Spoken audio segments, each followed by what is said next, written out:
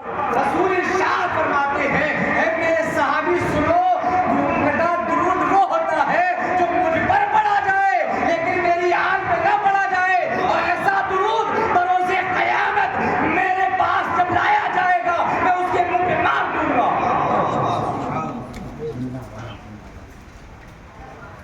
ऐसा दुरूद मैं उसके मुंह पे मार दूंगा। अब प्यारी और करने की बात ऐसा दुरूद पढ़ता कौन है?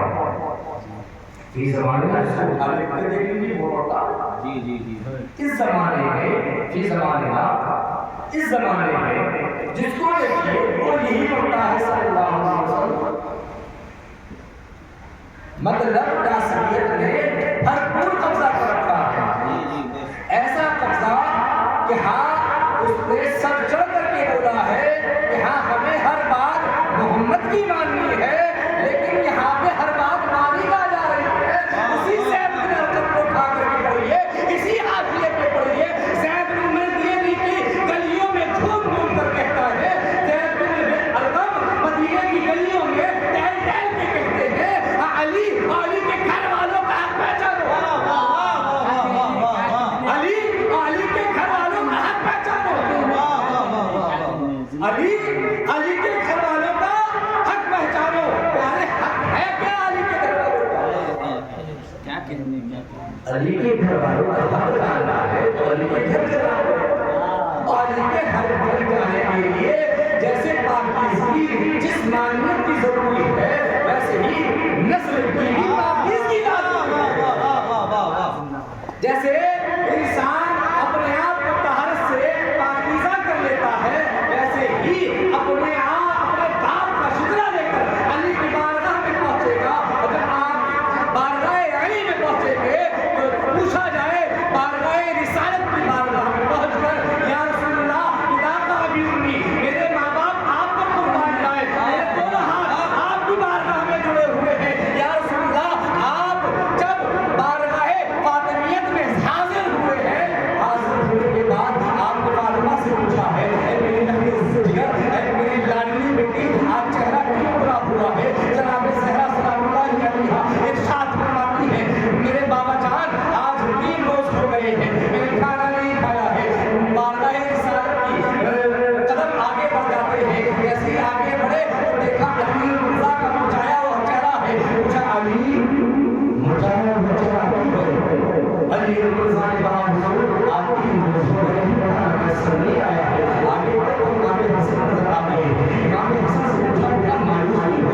बेटा कहता है या रसूलल्लाह मेरे माँ बाप आपको बहुत सवाल हो गए, या रसूलल्लाह आप 3 रोज हो गए हमें रिज़्क़ का एक लुक़मा ज़बान में लिए रखा है, अभी आपका मरीम अलैहिस्सलाम को तस्लीम के हाथ में उठाया नहीं है बात मगर जब इमाम हुसैन को देखा है, देखने के बाद पूछा है बेटा हुसैन तुम्हें क्या हुआ है? तुम्हारा चेहरा मुरझाया हुआ क्यों है? गमज़दा क्यों हो? तो रसूलुल्लाह की बारगाह में उस हुसैन ने कहा था या रसूलुल्लाह मैंने 3 रोज हो गए हैं रिज़्क़ का दाना हलक के नीचे नहीं उतारा है। बारगाह रब्बे करीम में हाथ उड़ गए हैं और दोनों हाथों को उठाया है, उठाने के बाद अर्ज़ किया है ऐ पाक परवरदिगार आलम तुझे रब्बे कायनात कहते हैं, तुझे तमाम कायनात का आलम का रब कहते हैं, और तेरे कब्ज़े इख्तियार में मेरी जान है, तुझे मेरी है वसीला पेश करता हूँ, तुझे मेरे अपना खुद का वसीला पेश करता हूँ। मेरे बेटों के लिए जन्नत में दस्तरखान उतारे जाए। इतना गाई था कि दरवाजे पे किसी ने दस्तक दी है, हसीन चेहरा है, सुराई जैसी गर्दन है, मौके अलग नजर आ रही है। हसीन चेहरे वाले ने जब दस्तरखान को पेश किया है, एक दस्त है उसके ऊपर एक शीपोश है, कपड़ा ढका हुआ है।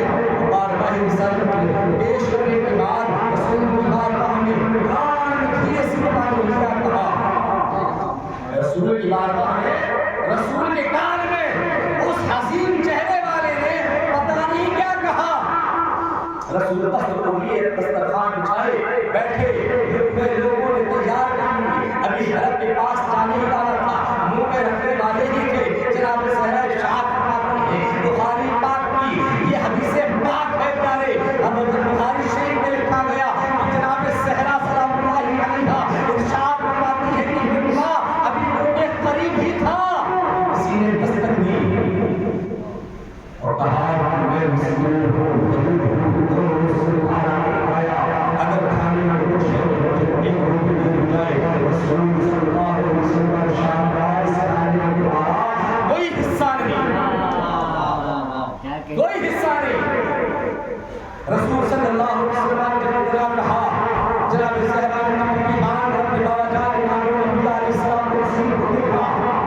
लेकिन मांगने वाला शख्स फिर दरवाजा खटखटाता है, कहता आधी ही रोटी दे दी जाए।